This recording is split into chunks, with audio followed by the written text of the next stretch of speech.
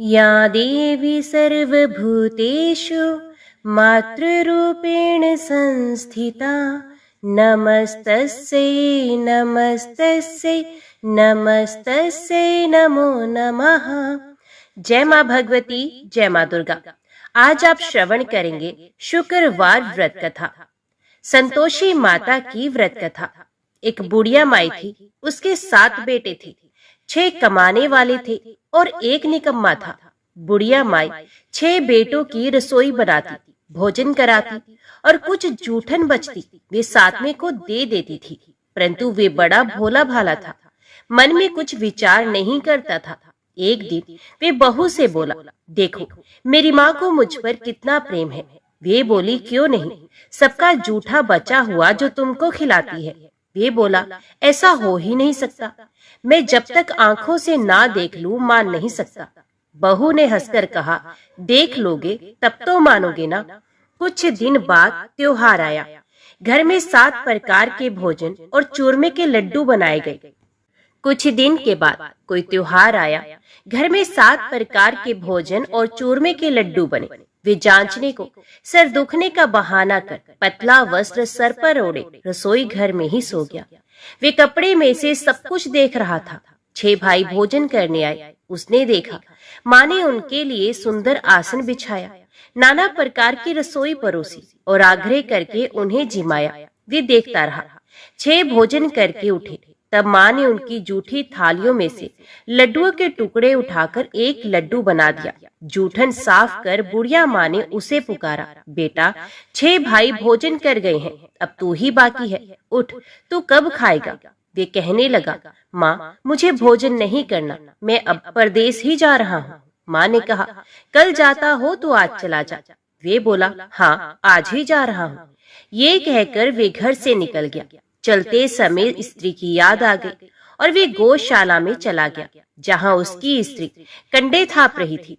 वहां जाकर वे अपनी स्त्री से बोला, हम जावे परदेश, आवेंगे कुछ काल, तुम रहियो संतोष से, धर्म अपनो पाल। वे बोली, जाओ पिया आनंद से, हमारो सोच हटाए, राम भरोसे हम रहे, ईश्वर तुम्हें सहाय। 2 निशानी अपनी देख धरू मैं धीर, सुध मत हमारी बिसारियो, रखियो मन गंभीर। वे बोला, मेरे पास तो कुछ भी नहीं है, यही एक अंगूठी है, सो ले लो और अपनी कुछ निशानी मुझे दे दो। तो वे बोली, मेरे पास क्या है, ये गोबर भरा हाथ है। ये कहकर उसकी पीठ पर गोबर के हाथ की थाप मार दी। वे चला गया। चलते चलते दूर देश पहुंचा। वहां एक शाहूकार की दुकान थी। वहां जाकर कहने लगा, भाई मुझे नौकरी पर रख लो। शाहूकार को जरूरत थी और वे बोला, रह जा। लड़के ने पूछा, तनख्वाह क्या दोगे? तो शाहूकार ने कहा, काम देखकर दाम मिलेंगे। शाहूकार की नौकरी मिली। वे सुबह 6 बजे से रात के 10 बजे तक नौकरी पर जाने लगा। कुछ दिनों में दुकान का सारा लेन देन, हिसाब किताब, ग्राहकों को माल बेचना, सारा काम करने लगा। शाहूकार के साथ 8 नौकर थे। वे सब चक्कर खाने लगे। ये तो बहुत होशियार बन गया। सेठ ने भी काम देखा और 3 महीने में ही उसे आधे मुनाफे का हिस्सेदार भी बना लिया। वे कुछ वर्ष में ही नामी सेठ बन गया और मालिक सारा कारोबार उस पर छोड़कर चला गया। अब बहू पर क्या बीती वो सुनो। सास ससुर उसे दुख देने लगे। सारी गृहस्थी का काम करा के उसे लकड़ी लेने जंगल में भेजते। इस बीच घर के आटे से जो भूसी निकलती उसकी रोटी बनाकर रख दी जाती और फूटे नारियल की नारेली में पानी। इस तरह दिन बीतते रहे। एक दिन वे लकड़ी लेने जा रही थी। रास्ते में बहुत सी स्त्रियां संतोषी माता का व्रत करती हुई दिखाई दी। वे वहां खड़ी होकर कथा सुनने लगी और उनसे पूछने लगी, हे बहनों, तुम किस देवता का व्रत करती हो और उसके करने से क्या फल मिलता है? इस व्रत को करने की क्या विधि है? यदि तुम अपने इस व्रत का विधान मुझे समझाकर कहोगी तो मैं तुम्हारा बड़ा एहसान मानूंगी। तब उनमें से एक स्त्री बोली, सुनो, ये संतोषी माता का व्रत है। इसके करने से निर्धनता, दरिद्रता का नाश होता है, लक्ष्मी आती है, मन की चिंताएं दूर होती हैं, घर में सुख होने से मन को प्रसन्नता और शांति मिलती है, निपुति को पुत्र मिलता है, प्रीतम बाहर गया हो तो शीघ्र घर आता है, कंवारी कन्या को मनपसंद वर मिलता है। राजद्वारे में बहुत दिनों से मुकदमा चल रहा हो तो वो खत्म हो जाता है। कलह क्लेश की निवृत्ति हो, सुख शांति हो जाती है। घर में धन जमा हो, पैसा जायदाद का लाभ हो, रोग दूर हो जाए तथा जो कुछ मन में कामना हो सो सब संतोषी माता की कृपा से पूरी हो जाए, इसमें कोई संदेह नहीं। वे पूछने लगी, ये व्रत कैसे किया जाए, ये भी बताओ तो बड़ी कृपा होगी। वे कहने लगी, 1.25 आने का गुड़ चना लेना, इच्छा हो तो 5.25 आने का लेना, या 1.25 रुपए का भी सहूलियत के अनुसार लेवे, बिना परेशानी और श्रद्धा व प्रेम से जितना भी बन पड़े सवाया लेना। प्रत्येक शुक्रवार को निराहार रहकर कथा सुनना, इसके बीच क्रम टूटे नहीं, लगातार नियम का पालन करना। सुनने वाला कोई ना मिले तो घी का दीपक जलाकर उसके आगे या जल के पात्र को सामने रखकर कथा कहना, परंतु नियम ना टूटे। जब कार्य सिद्ध ना हो नियम का पालन करना और कार्य सिद्ध हो जाने पर व्रत का उद्यापन करना। 3 मास में माता फल पूरा करती हैं। यदि किसी के ग्रह खोटे भी हों तो भी माता वर्ष भर में कार्य सिद्ध करती हैं। फल सिद्ध होने पर उद्यापन करना चाहिए, बीच में नहीं। उद्यापन में 2.5 सेर आटे का खाजा तथा इसी परिमाण से खीर तथा चने का साग करना, 8 लड़कों को भोजन कराना, जहाँ तक मिले देवर जेठ भाई बंधु के हों, ना मिले तो रिश्तेदारों और पास पड़ोसियों को बुलाना, उन्हें भोजन करा यथाशक्ति दक्षिणा दे, माता का नियम पूरा करना। उस दिन घर में खटाई ना खाई जाए। ये सुन बुढ़िया के लड़के की बहू चल दी, रास्ते में लकड़ी के बोझ को बेच दिया और उन पैसों से गुड़ चना ले माता के व्रत की तैयारी कर आगे चली गई और सामने मंदिर देखकर पूछने लगी, ये मंदिर किसका है? सब कहने लगे, माता संतोषी का मंदिर है। ये सुनकर माता के मंदिर में जाकर चरणों में लौटने लगी, दीन हो विनती करने लगी, माँ मैं निपट अज्ञानी हूँ, व्रत के कुछ भी नियम नहीं जानती, मैं दुखी हूँ। हे माता, हे जगत जननी, मेरा दुख दूर कर, मैं तेरी शरण में हूँ। माता को दया आई। एक शुक्रवार बीता कि दूसरे को उसके पति का पत्र आ गया और तीसरे शुक्रवार को उसका भेजा हुआ पैसा पहुंचा। ये देख जेठ जेठानी मुंह सिकोड़ने लगे, इतने दिनों में इतना पैसा आया, इसमें क्या बढ़ाई है? लड़के ताने देने लगे, काकी के पास पत्र आने लगे, रुपया आने लगा। अब तो काकी की खातिर बढ़ेगी, अब तो काकी बोलने से भी नहीं बोलेगी। बेचारी सरलता से कहती, भैया कागज आवे रुपया आवे, हम सबके लिए अच्छा है। ऐसा कहकर आंखों में आंसू भरकर संतोषी माता के मंदिर में आकर मातेश्वरी के चरणों में गिरकर रोने लगी। माँ, मैंने तुमसे पैसा कब मांगा है? मुझे पैसे से क्या काम है? मुझे तो अपने सुहाग से काम है, मैं तो अपने स्वामी के दर्शन मांगती हूँ। तब माता ने प्रसन्न होकर कहा, जा बेटी, तेरा स्वामी आएगा। ये सुनकर खुशी से बावली होकर घर में जाकर काम करने लगी। अब संतोषी माँ विचार करने लगी, इस भोली पुत्री को मैंने कह तो दिया कि तेरा पति आएगा, पर कैसे? वे तो इसे स्वप्न में भी याद नहीं करता। उसे याद दिलाने के लिए मुझे ही कुछ करना होगा, मुझे ही जाना पड़ेगा। इस तरह माता जी उस बुढ़िया के बेटे के पास जाकर स्वप्न में प्रकट होकर कहने लगी, शाहूकार के बेटे सो रहा है या जागता है? वे कहने लगा, माता सोता भी हूँ, जागता भी नहीं हूँ, कहो क्या आज्ञा है? माँ कहने लगी, तेरे घर बार कुछ है कि नहीं? वे बोला, मेरे पास सब कुछ है, माँ बाप है, बहू है, क्या कमी है? तो माँ बोली, भोले पुत्र, तेरी बहू घोर कष्ट उठा रही है, तेरे माँ बाप उसे त्रास दे रहे हैं, वे तेरे लिए तरस रही है, तू उसकी सुध ले। वे बोला, हाँ माता जी, ये तो मालूम है, परंतु जाऊं तो जाऊं कैसे? परदेश की बात है, लेन देन का कोई हिसाब नहीं, कोई जाने का रास्ता नहीं आता, कैसे चला जाऊं? माँ कहने लगी, मेरी बात मान, सवेरे नहा धोकर संतोषी माता का नाम ले, घी का दीपक जला, दंडवत प्रणाम कर दुकान पर जाकर बैठ जा। देखते देखते सारा लेन देन चुक जाएगा, जमा किया गया माल बिक जाएगा, साज होते होते धन का भारी ढेर लग जाएगा। अब सवेरे जल्दी उठकर भाई बंधुओं से सपने की सारी बात कहता है। वे सब उसकी अनसुनी कर दिल लगी उड़ाने लगे। कभी सपने भी सच होते हैं। एक बूढ़ा आदमी बोला, देख भाई, मेरी बात मान। इस प्रकार झूठ साच करने के बदले देवता ने जैसा कहा है वैसा ही करने में तेरा क्या जाता है। अब बूढ़े की बात मानकर वे नहा धोकर संतोषी माता को दंडवत घी का दीपक जला दुकान पर जाकर बैठ जाता है। थोड़ी देर में क्या देखता है कि देने वाले रुपया लाने लगे, लेने वाले हिसाब लेने लगे। कोठे में भरे सामान के खरीदार नकद दाम देकर सौदा करने लगे। शाम तक धन का भारी ढेर लग गया। मन में माता का नाम ले, चमत्कार देख प्रसन्न हो घर ले जाने के वास्ते गहने कपड़ा सामान खरीदने लगा। यह काम से निपट तुरंत घर को रवाना हुआ। बहू बेचारी जंगल में लकड़ी लेने जाती है। लौटते वक्त माता जी के मंदिर में विश्राम करती है। वे तो उसके प्रतिदिन रुकने का जो स्थान ठहरा। धूल उड़ती देख वे माता से पूछती है, हे माता, ये धूल कैसे उड़ रही है? माता कहती है, हे पुत्री, तेरा पति आ रहा है। अब तू ऐसा कर, लकड़ियों के 3 बोझ बना ले। एक नदी के किनारे रख और दूसरा मेरे मंदिर पर और तीसरा अपने सर पर रख। तेरे पति को लकड़ियों का गट्ठर देख मोह पैदा होगा। वे यहाँ रुकेगा, नाश्ता पानी खाकर माँ से मिलने जाएगा।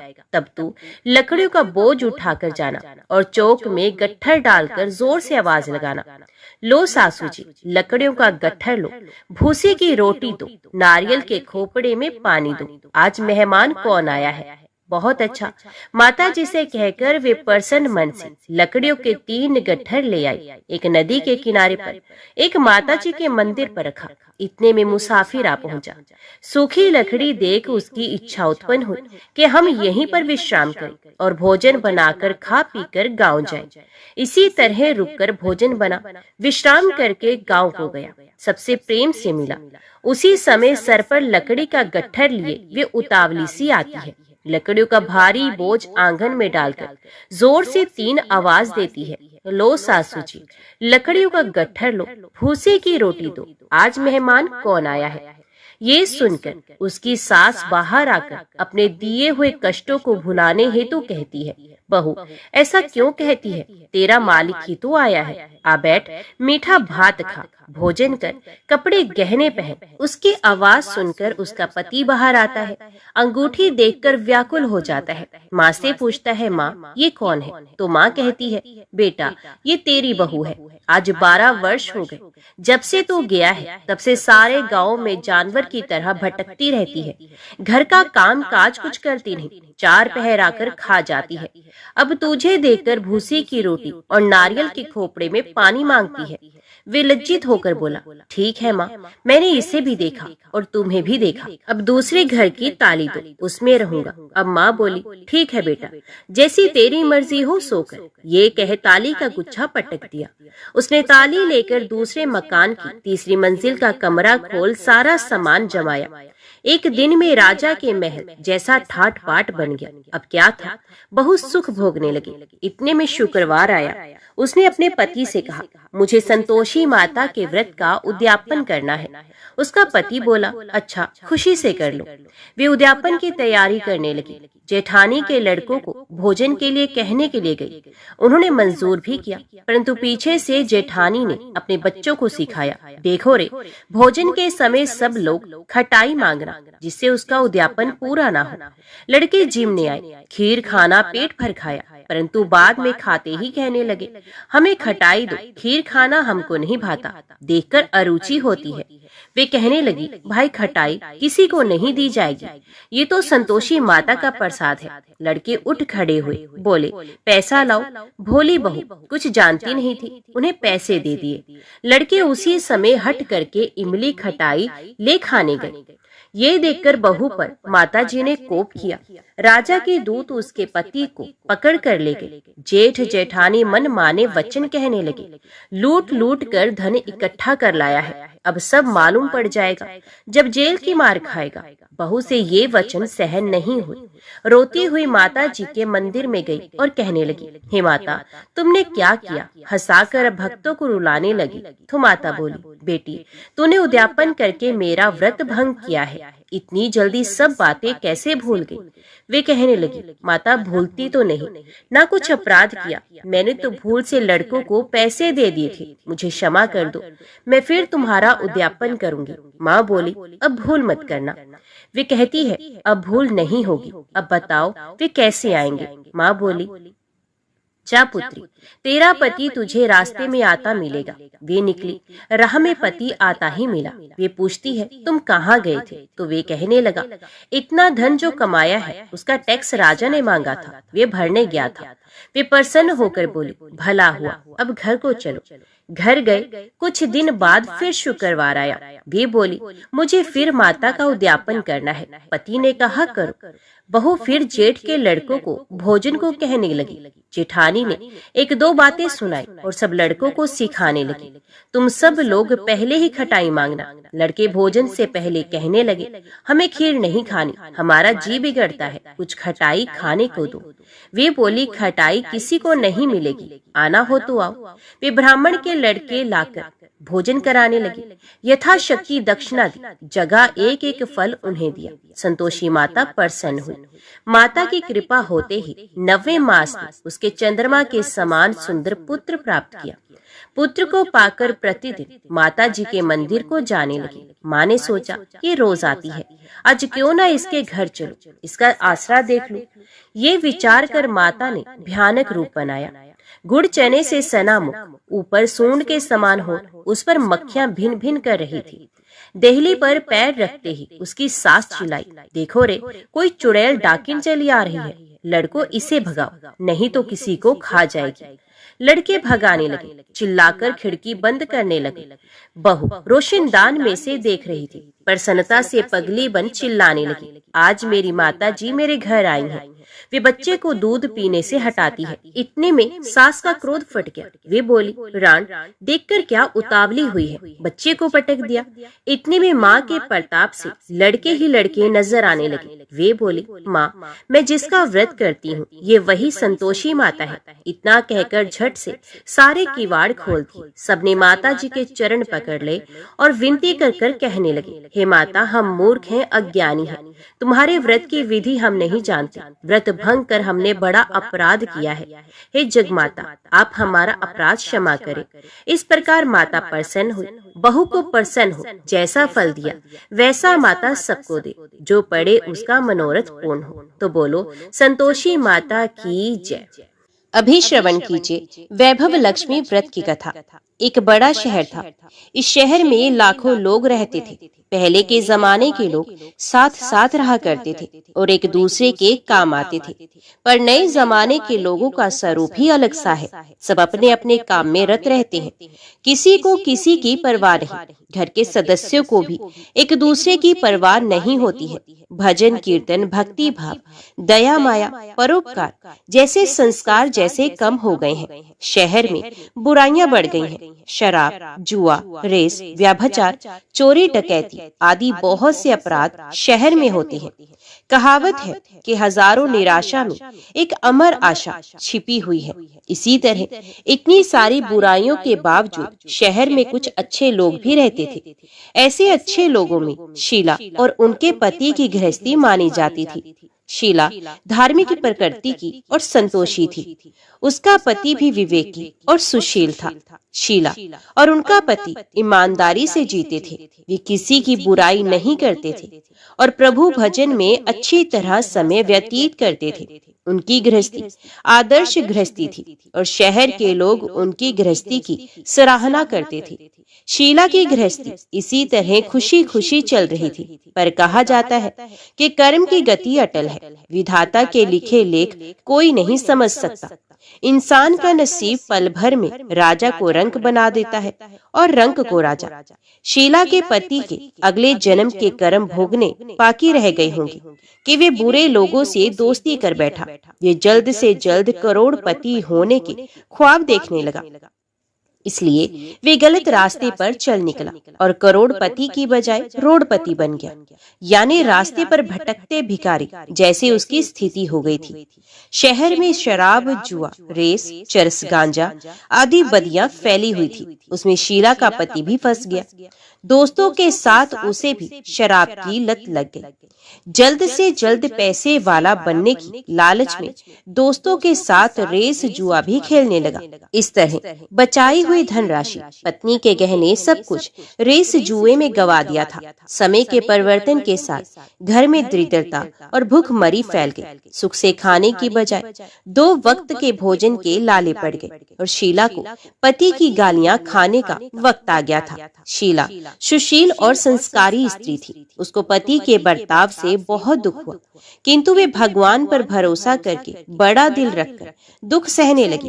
कहा जाता है कि सुख के पीछे दुख और दुख के पीछे सुख आता ही है, इसलिए दुख के बाद सुख आएगा ही। ऐसी श्रद्धा के साथ शीला प्रभु भक्ति में लीन रहने लगी। इस तरह शीला असहनीय दुख सहते सहते प्रभु भक्ति में वक्त बिताने लगी। अचानक एक दिन दोपहर में उनके द्वार पर किसी ने दस्तक दी। शीला सोच में पड़ गई कि मुझ जैसे गरीब के घर इस वक्त कौन आया होगा। फिर भी द्वार पर आए हो अतिथि का आदर करना चाहिए। ऐसे आर्य धर्म के संस्कार वाली शीला ने खड़े होकर द्वार खोला। देखा तो एक मांझी खड़ी थी। वे बड़ी ही उम्र की लगती थी, किंतु उनके चेहरे पर अलौकिक तेज निखर रहा था। उनकी आंखों में से मानो अमृत बह रहा था। उनका भव्य चेहरा करुणा और प्यार से छलकता था। उनको देखते ही शीला के मन में अपार शांति आ गई। वैसे शीला इस मांझी को पहचानती नहीं थी, फिर भी उनको देखकर शीला के रोम रोम में आनंद आ गया। शीला मांझी को आदर के साथ घर में ले आई। घर में बिठाने के लिए कुछ भी नहीं था, अतः शीला ने सकुचाकर एक फटी हुई चादर पर उनको बिठाया।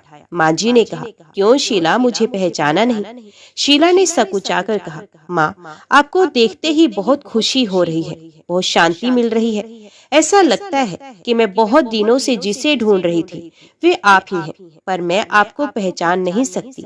मांझी ने हंसकर कहा, क्यों, भूल गई? हर शुक्रवार को लक्ष्मी जी के मंदिर में भजन कीर्तन होते हैं, तब मैं भी वहाँ आती हूँ। वहाँ हर शुक्रवार को हम मिलते हैं। पति गलत रास्ते पर चला गया। तब से शीला बहुत दुखी हो गई थी और दुख की मारी वे लक्ष्मी जी के मंदिर में भी नहीं जाती थी। बाहर के लोगों के साथ नजर मिलाते भी उसे शर्म आने लगी थी। उसने याददाश्त पर जोर दिया, पर वे मांझी को याद नहीं कर पा रही थी। तभी मांझी ने कहा, तू लक्ष्मी जी के मंदिर में कितने मधुर भजन गाती थी, अभी अभी तू दिखाई नहीं देती थी, इसलिए मुझे हुआ कि तू क्यों नहीं आती है, कहीं बीमार तो नहीं हो गई। ऐसा सोचकर मैं तुझसे मिलने आ गई। मांझी के अति प्रेम भरे शब्दों से शीला का हृदय पिघल गया। उसकी आंखों में आंसू आ गए। मांझी के सामने वे बिलख बिलख कर रोने लगी। ये देखकर मांझी शीला के नजदीक आई और उसकी सिसकती पीठ पर प्यार भरा हाथ फेरकर सांत्वना देने लगी। मांझी ने कहा, बेटी, सुख और दुख तो धूप छांव जैसे होती हैं। धैर्य रखो बेटी, और तुझे परेशानी क्या है? तेरे दुख की बात मुझे सुना, तेरा मन हल्का हो जाएगा और तेरे दुख का कोई उपाय भी मिल जाएगा। मांझी की बात सुनकर शीला के मन को शांति मिली। उसने मांझी से कहा, माँ, मेरी गृहस्थी में भरपूर सुख और खुशियाँ थी। मेरे पति भी सुशील थे। अचानक हमारा भाग्य हमसे रूठ गया। मेरे पति बुरी संगति में फंस गए और बुरी आदतों के शिकार हो गए तथा अपना सब कुछ गवा बैठे हैं, तथा हम रास्ते के भिखारी जैसे बन गए हैं। ये सुनकर मांझी ने कहा, ऐसा कहा जाता है कि कर्म की गति न्यारी होती है। हर इंसान को अपने कर्म भुगतने ही पड़ते हैं, इसलिए तू चिंता मत कर। अब तू कर्म भुगत चुकी है, अब तुम्हारे सुख के दिन अवश्य आएंगे। तू तो माँ लक्ष्मी जी की भक्त है। माँ लक्ष्मी जी तो प्रेम और करुणा की अवतार है। ये अपने भक्तों पर हमेशा ममता रखती हैं, इसलिए तू धैर्य रखकर माँ लक्ष्मी जी का व्रत कर, इससे सब कुछ ठीक हो जाएगा। माँ लक्ष्मी जी का व्रत करने की बात सुनकर शीला के चेहरे पर चमक आ गई। उसने पूछा, माँ, लक्ष्मी जी का व्रत कैसे किया जाता है? वे मुझे समझाइए, मैं ये व्रत अवश्य करूंगी। मांझी ने कहा, बेटी, माँ लक्ष्मी जी का व्रत बहुत सरल है। उसे वरद लक्ष्मी व्रत या वैभव लक्ष्मी व्रत भी कहा जाता है। ये व्रत करने वाले की सब मनोकामना पूर्ण होती हैं। वे सुख, संपत्ति और यश प्राप्त करता है।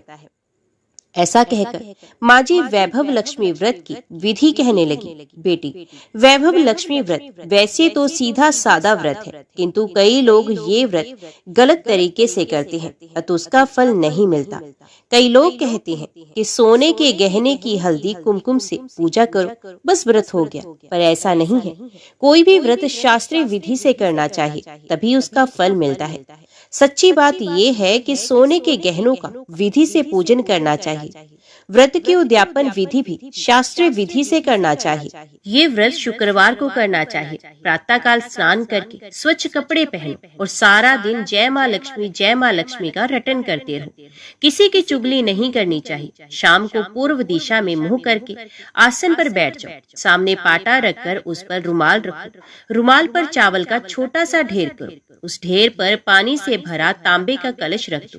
कलश पर एक कटोरी रखो।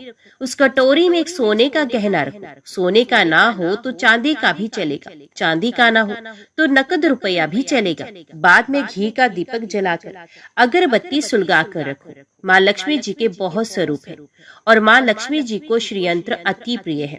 अतः वैभव लक्ष्मी के पूजन विधि करते वक्त सर्वप्रथम श्रीयंत्र और लक्ष्मी जी के विधि स्वरूपों का सच्चे दिल से दर्शन करो। उसके बाद लक्ष्मी स्तवन का पाठ करो।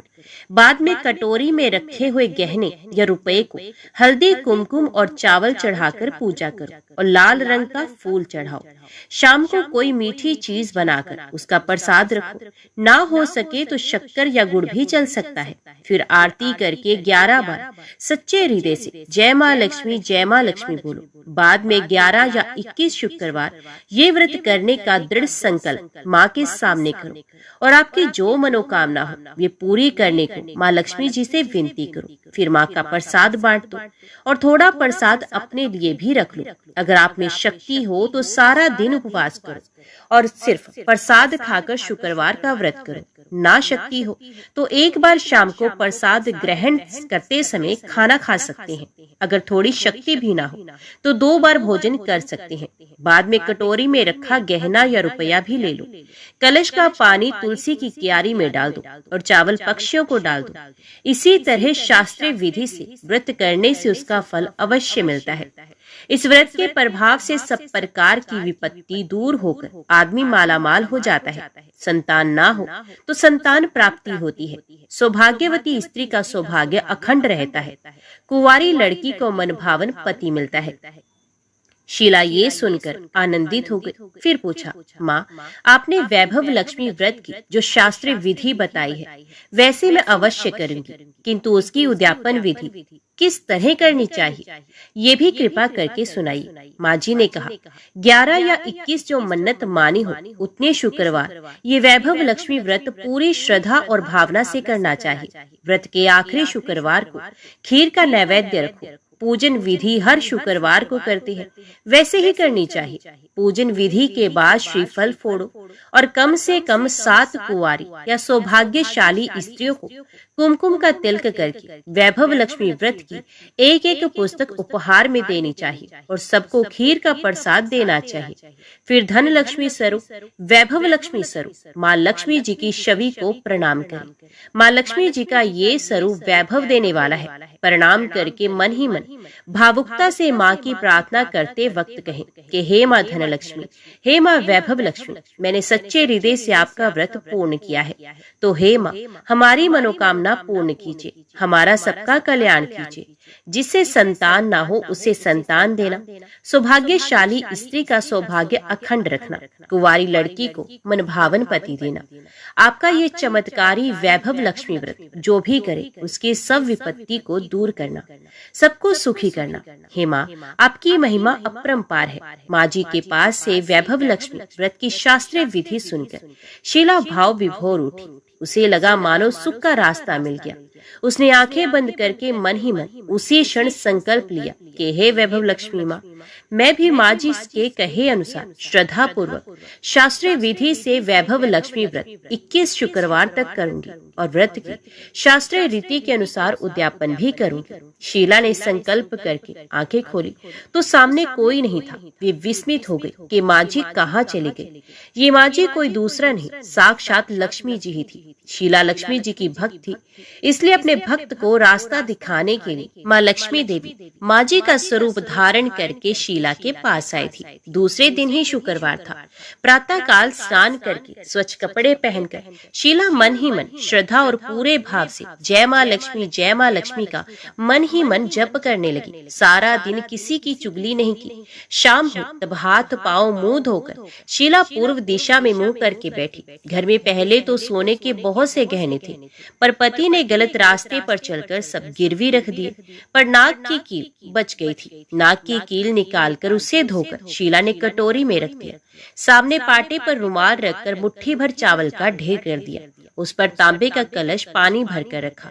उसके ऊपर कील वाली कटोरी रखी। फिर विधि पूर्वक वंदन, स्तवन, पूजन वगैरह किया और घर में थोड़ी शक्कर थी, वे प्रसाद में रखकर वैभव लक्ष्मी व्रत किया। ये प्रसाद पहले पति को खिलाया। प्रसाद खाते ही पति के स्वभाव में फर्क पड़ गया। उस दिन उसने शीला को नहीं मारा, सताया भी नहीं। शीला को बहुत आनंद हुआ। उसके मन में वैभव लक्ष्मी व्रत के लिए श्रद्धा और भी बढ़ गई। शीला ने पूर्ण श्रद्धा भक्ति से 21 शुक्रवार तक व्रत किया। 21वें शुक्रवार को विधि पूर्वक उद्यापन विधि करके 7 स्त्रियों को वैभव लक्ष्मी व्रत की 7 पुस्तकें उपहार में दी। फिर माता जी के धन लक्ष्मी स्वरूप की छवि को वंदन करके भाव से मन ही मन प्रार्थना करने लगी। हे माँ धन लक्ष्मी, मैंने आपका वैभव लक्ष्मी व्रत करने की जो मन्नत मानी थी, वे व्रत आज पूर्ण किया है। हे माँ, मेरी हर विपत्ति को दूर करो, हमारा सबका कल्याण करो। जिसे संतान ना हो उसे संतान दो। सौभाग्यवती स्त्री का सौभाग्य अखंड रखना। कुंवारी लड़की को मनभावन पति देना। जो कोई आपका ये चमत्कारी वैभव लक्ष्मी व्रत करे, उसकी सब विपत्ति को दूर करना, सबको सुखी रखना। माँ, हे माँ, आपकी महिमा अपार है। ऐसा बोलकर लक्ष्मी जी के धन लक्ष्मी स्वरूप की छवि को प्रणाम किया। इस तरह शास्त्रीय विधि से शीला ने श्रद्धा से व्रत किया और तुरंत ही उसे फल मिला। उसका पति सही रास्ते पर चलने लगा और अच्छा आदमी बन गया तथा कड़ी मेहनत से व्यवसाय करने लगा। धीरे धीरे समय परिवर्तित हुआ और उसने शीला के गिरवी रखे हुए गहने भी छुड़ा लिए। घर में धन की बाढ़ सी आ गई। घर में पहले जैसे सुख शांति छा गई। वैभव लक्ष्मी व्रत का प्रभाव देखकर मोहल्ले की दूसरी स्त्रियां भी शास्त्रीय विधि से माता वैभव लक्ष्मी का व्रत करने लगी। हे माँ धन लक्ष्मी, आप जैसे शीला पर प्रसन्न हुई, उसी तरह आपका व्रत करने वाले सब पर प्रसन्न होना, सबको सुख शांति देना। जय धन लक्ष्मी माँ, जय वैभव लक्ष्मी माँ। अभी श्रवण करते हैं माता लक्ष्मी की आरती। जय लक्ष्मी माता मैया, जय लक्ष्मी माता, तुमको निश दिन सेवत हर विष्णु विधाता।